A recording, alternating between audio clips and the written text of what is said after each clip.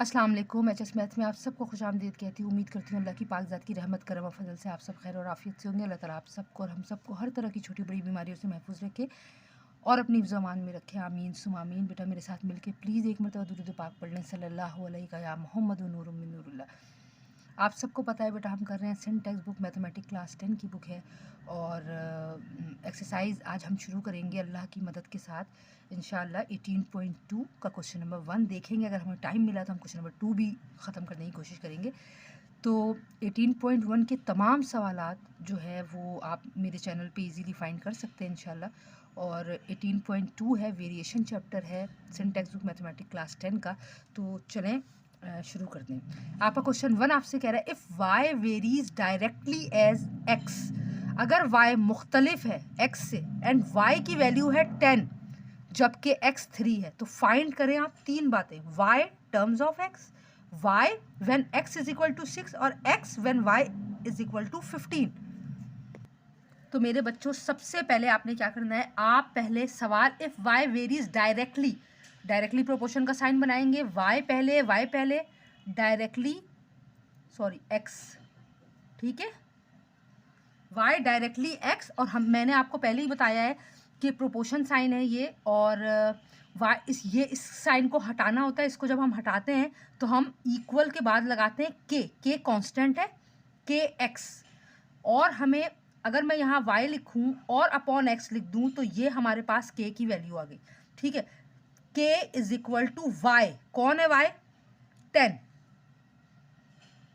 और x कौन है 3, तो k की वैल्यू हमारे पास आ गई है 10/3। ये हमारा सवाल सॉल्व हो गया, ठीक है। अगर वो ऐसा ही देते हैं, अब अगर उन्होंने ये तीन बातें पूछी हैं तो हम करते हैं y टर्म्स ऑफ x। तो हमें पता है y बराबर है kx के, ये देखिए, ठीक है। अब हमें मालूम करना है y, k है 10/3 और x है हमारे पास, क्या है x 3 से 3 कैंसिल, यानी y की वैल्यू आ गई है आपके पास 10। सही है, सही है। पार्ट 2 देखें,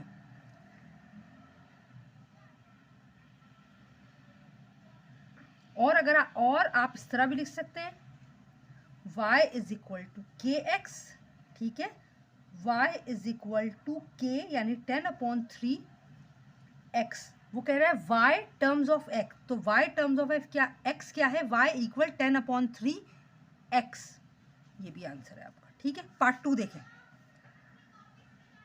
y when x is equal to 6, वो आपसे पूछ रहे हैं y की वैल्यू बताए जबकि x 6 है। y is equal to k x, y is equal to k है 10/3 x, वो हमें बोल रहे हैं 6, 3 1 जा 3 2 जा, y is equal to 10 multiply by 2, y is equal to 20।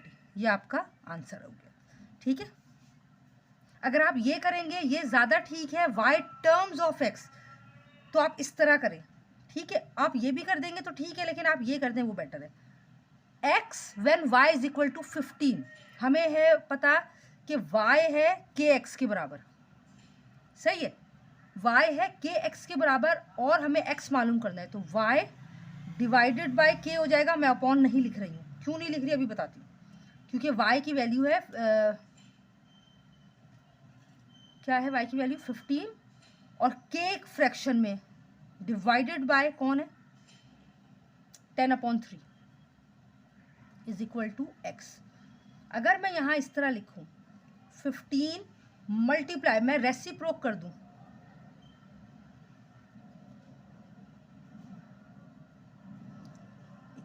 Ten upon 3 हो जाएगा 3/10। सही है बेटा, 15 मल्टीप्लाई बाय, हमने रेसिप्रोक किया, आप सबको पता है 10/3 3/10 हो गया। अब ये 5 3 ज़ा 15, 5 2 ज़ा 10, 3 3 ज़ा 9/2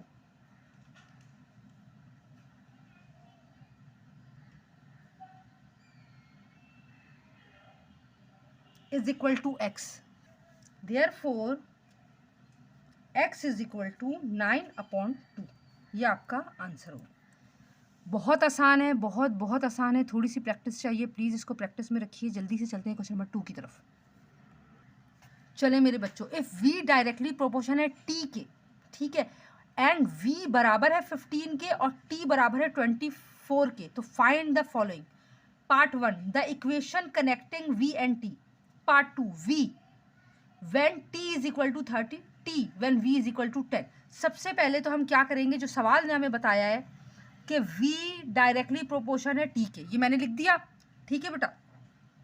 हमें डायरेक्टली प्रोपोर्शन का साइन हटाना है, v इज इक्वल टू के टी आ गया, यानी v upon T is equal to K is equal to v upon T, सही है। k is equal to what, v is 15, what t is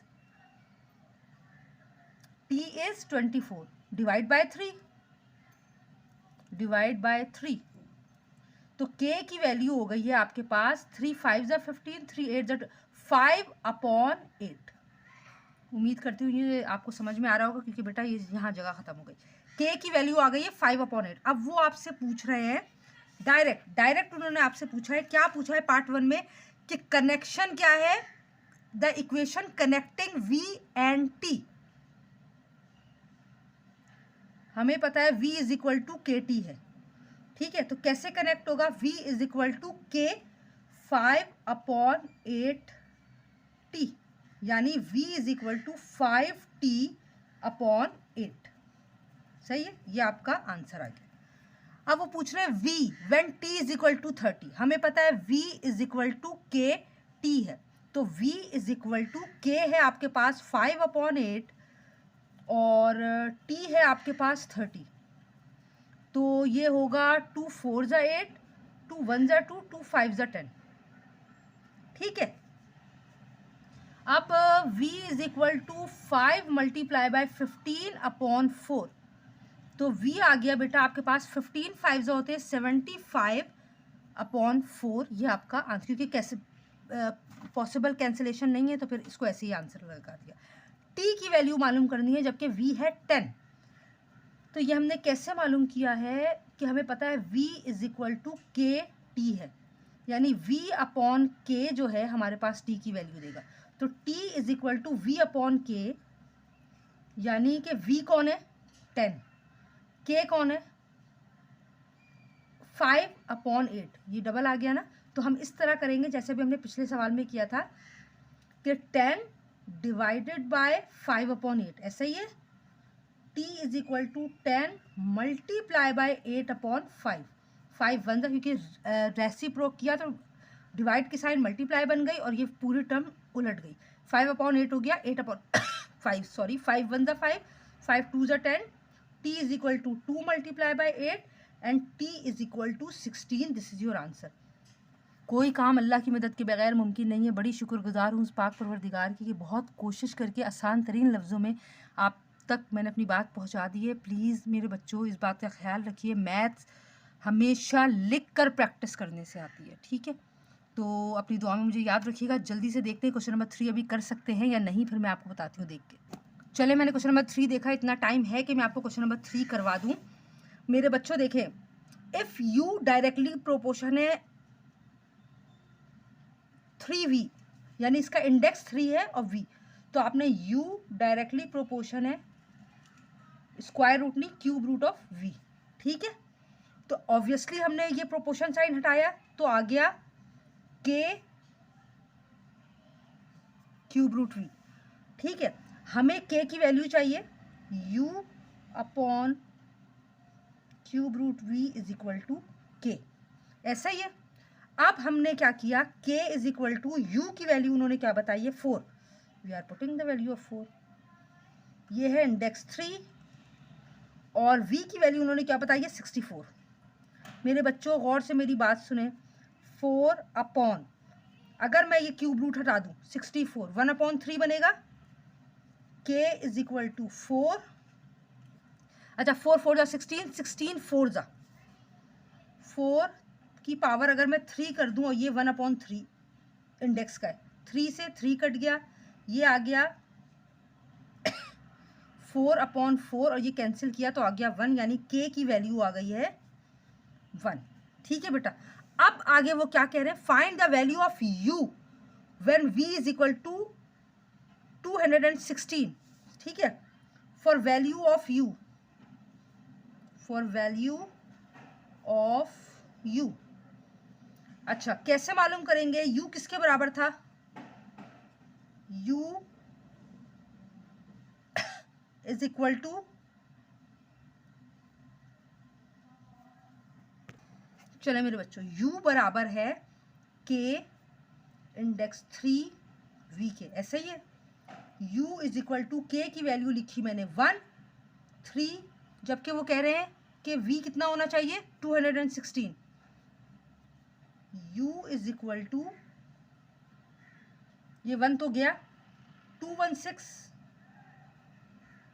1/3 cube root, जब index हटाएंगे आप 1/3 में आ जाएगा। u इज इक्वल टू 216, हम का क्यूब रूट क्या है, 6 6 36 और 36 6 206 सॉरी 6 की पावर 3 और 1/3, 3 से 3 cancel, u is equal to 6, ये आ गई आपकी u की वैल्यू। सही है, value of u is equal to 6, value of u is equal to 6 comma, sorry comma नहीं लगाएं, when v is equal to 216। Now next part में वो आपसे कह रहा है वैल्यू ऑफ v मालूम करें। मैंने लिखा वैल्यू ऑफ v, सही है। अब अगर मैं v मालूम करूं तो यही वाली बात लिखेंगे, u इक्वल्स है k इंडेक्स 3 क्यूब रूट में क्या आएगा, v की वैल्यू क्या बताई है उन्होंने, हमें नहीं बताई, ठीक है। हमें u बताया है उन्होंने 5, ऐसा ही है कुछ, 5 is equal to 1 into cube v, यहाँ मल्टीप्लाई हो रहा है, इधर आके डिवाइड हो जाएगा, 5/1 इज इक्वल टू,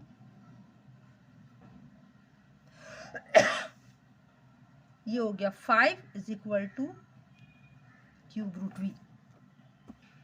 अब ये v है और हमें v मालूम करना है, और यहाँ इंडेक्स 3 है। अगर मैं लिखूं cubing on both the side, cubing both the side,